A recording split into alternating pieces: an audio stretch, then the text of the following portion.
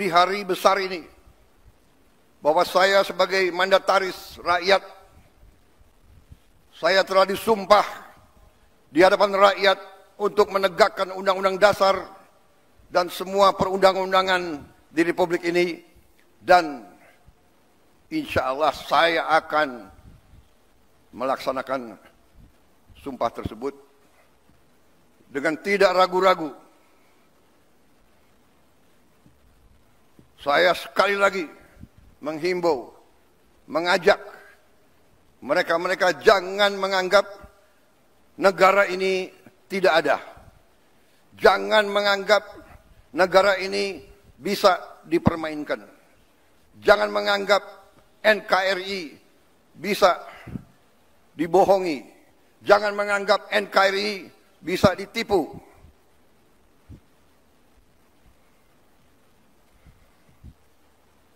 Untuk kesekian kali lagi, di tempat yang bersejarah ini, atas nama rakyat Indonesia, saya memperingati semua unsur di semua lembaga.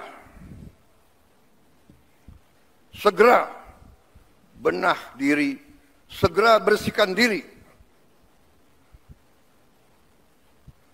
Karena negara akan bertindak. Negara kita kuat. Mereka-mereka yang tidak setia kepada negara akan kita singkirkan.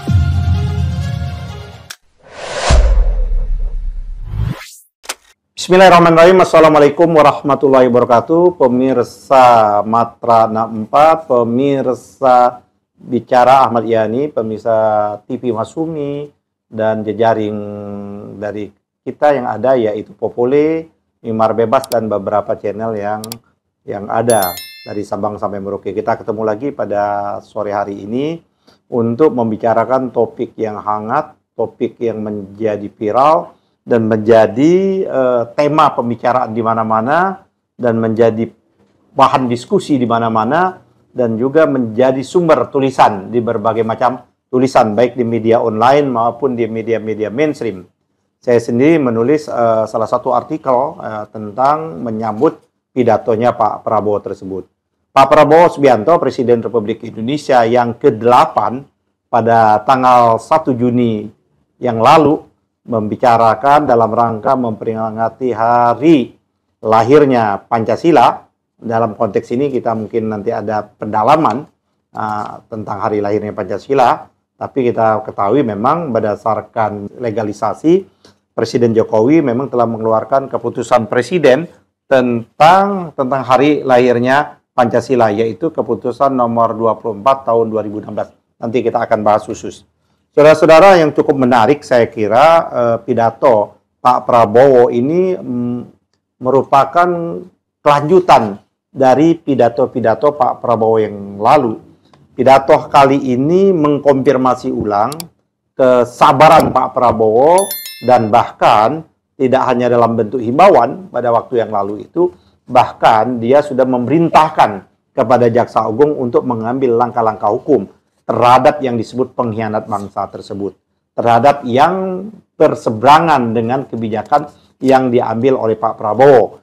Bahkan Pak Prabowo menyatakan bagi mereka yang memang memang sudah tidak seiring dan sejalan lagi dengan apa yang ingin dilakukan oleh Pak Prabowo, lebih baik mundurkan diri sebelum dipecat, kata Pak Prabowo. Apa ya yang paling menarik saya kira pidato Pak Prabowo pada waktu itu, yaitu menyangkut masalah yang disebut adalah penyakit elit.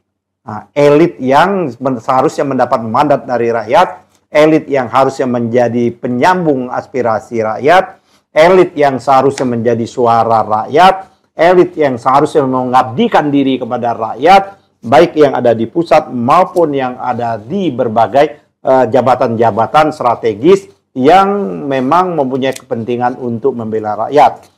Yang dikemukakan oleh Pak Prabowo, ternyata elit ini masih jauh dari harapan. Bahkan sampai ke puncaknya bisa dikualifikasi sebagai pengkhianat bangsa. Apa yang dikemukakan oleh Pak Prabowo pada tanggal 1 Juni itu juga dia mengatakan bahwa Pancasila yang seharusnya mengilhami, Pancasila yang seharusnya menjadi benteng, Pancasila yang harus menjadi bingkai dari sila-sila yang ada, yaitu sila ketuhanan, sila kemanusiaan, sila persatuan, sila musyawarah, kerakyatan, dan keadilan sosial bagi seluruh rakyat Indonesia, itu yang harusnya menjadi kiblat kita berbangsa bernegara, tapi hanya sekedar lip service. Banyak sekali Pak Prabowo menyatakan bahwa hari ini ya kan masih perilaku menyimpang, perilaku korupsi itu masih merajalela. Bayangkan, perilaku korupsi itu masih merajalela. Oleh karena itu, pada waktu-waktu yang lalu, Pak Prabowo menyatakan akan terus mengejar para koruptor ini sampai ke Antartika. Bahkan menyatakan seperti itu. Bahkan sampai ke rumah tersebut akan dikejar. Bahkan berulang kali Pak Prabowo menyatakan kembalikan. Tapi realisasinya sampai hari ini kita melihat bahwa terjadi malah pembangkangan. Kesempatan yang harus diberikan oleh Pak Prabowo jauh dari apa yang diharapkan. Justru penyakit maling uang rakyat, mencuri uang rakyat, merampok uang rakyat ini semakin menjadi-jadi. Kita sama-sama mengetahui bahwa Kejaksaan Agung telah membongkar berbagai macam praktek-praktek maling uang rakyat ini, praktek-praktek korupsi yang dilakukan oleh yang pada waktu itu kementerian-kementerian yang masih rejimnya, masih pemerintahannya Presiden ke-7. Kita sama-sama mengetahui tempat pendidikan yang seharusnya mengajarkan anak didik beriman dan bertakwa, pendidikan yang harus mengajarkan kejujuran, budi pekerti, budi luhur, dan lain sebagainya, menjauh dari perbuatan-perbuatan tercela, perbuatan dosa, perbuatan-perbuatan kriminal. Justru di kementerian ini terbongkar praktek-praktek korupsi yang menakjubkan triliunan rupiah, yaitu pengadaan laptop. Halo, Pak Menteri yang katanya pada waktu dengan tema pendidikan merdeka, ternyata merdeka bukan pendidikan, merdeka menggarong uang rakyat, merdeka merampok uang rakyat, merdeka mencuri uang rakyat.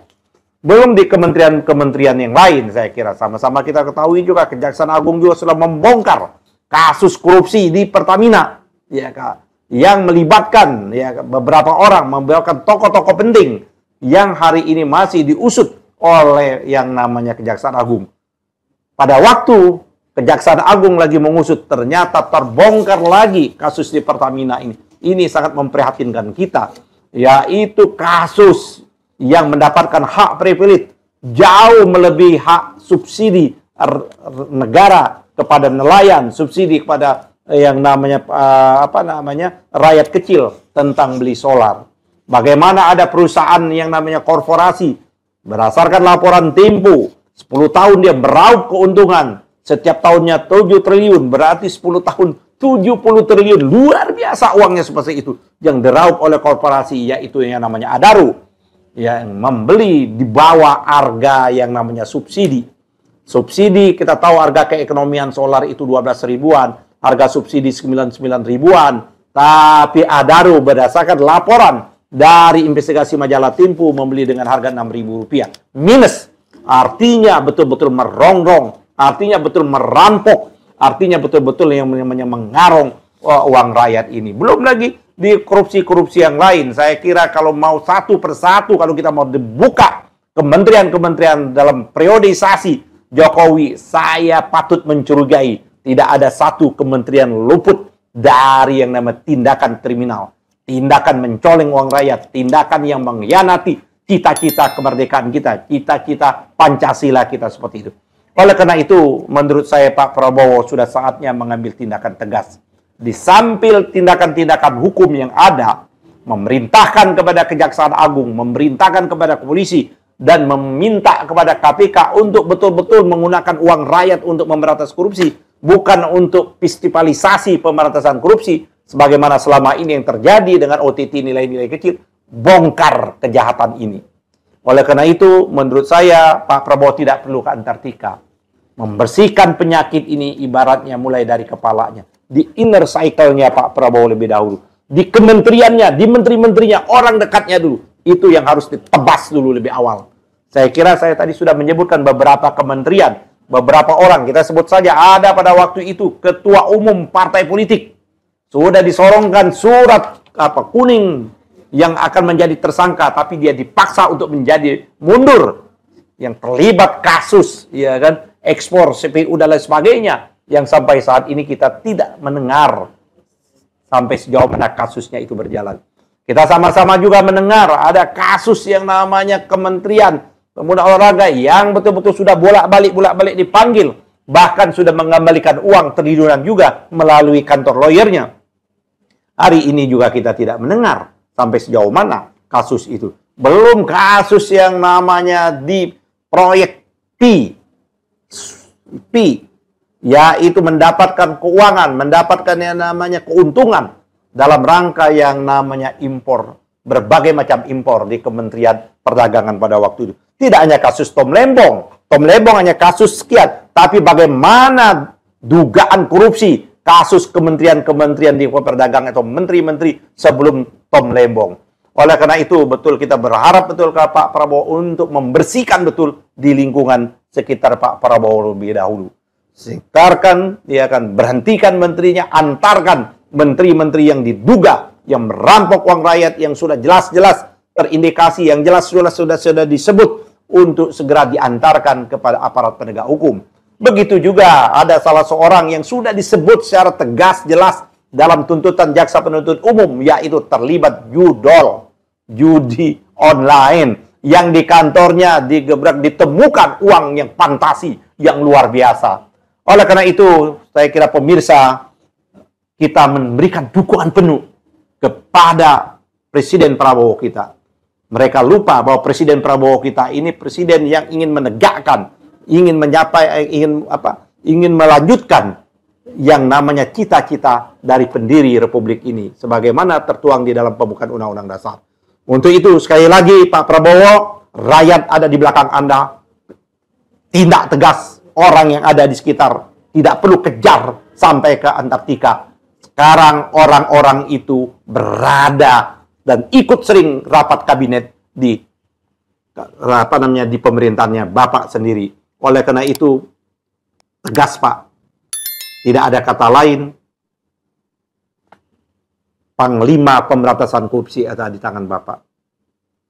Kira pemirsa, kita memberikan dukungan penuh kepada Presiden kita untuk membasmi tikus-tikus negara ini, tikus-tikus comberan bangsa ini, agar bangsa kita bisa jalan lebih maju, dan insya Allah bangsa kita akan jaya, dan insya Allah negara kita akan menjadi baldatun toibatun warubun gopur. Billahi taufiq wal hidayah. Wassalamualaikum warahmatullahi wabarakatuh.